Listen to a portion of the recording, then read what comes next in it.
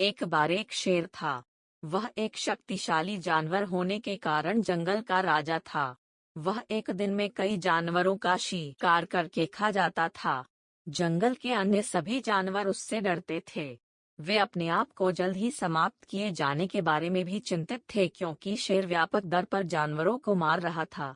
वे सभी एक साथ मिल जाते हैं और बाघ से जानवरों का शिकार बंद करने की गुहार लगाने की योजना बनाते हैं, और वे खुद उसे रोजाना एक जानवर उपलब्ध कराएंगे। उन्होंने हिम्मत जुटाकर बाघ के पास जाकर अपना विचार उसके सामने रखा। बाघ उस विचार के लिए सहमत हो गया। वे प्रतिदिन एक जानवर को उसके भोजन के लिए बाघ के पास भेजने लगे। एक दिन बाघ के खाने की बारी खरगोश की थी, लेकिन वह खरगोश बहुत चालाक था और वह बाघ का भोजन नहीं बनना चाहता था।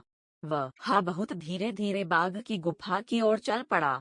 वह भी अपने तरीके से सो गया, और इस तरह खरगोश के बाघ की गुफा तक पहुंचने में शाम हो गई।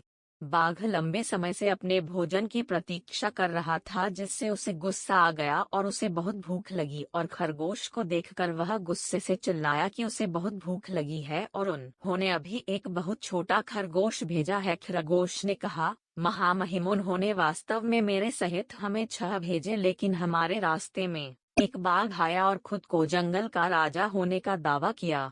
उसने 5 खरगोश रखे और मुझे तुम्हारे बारे में बताने के लिए भेजा। यह सुनकर बाघ गुस्से से भड़क उठा और खरगोश से कहा कि उसे उस बाघ के पास ले चलो। खरगोश उसे कुएं के पास ले गया और कहा कि बाघ उसके अंदर है। बाघ ने कुएं में देखा और उसने अपनी परछाई को दूसरा बाघ समझा और उस पर गरज कर कुएं में अपना प्रतिबिंब देखा, जो भी दहाड़ता था। उसने सोचा कि बाघ उस पर वापस दहाड़ रहा है और उसे लड़ाई के लिए आमंत्रित कर रहा है, और इस तरह वह कुएं में कूद गया, डूब गया और मर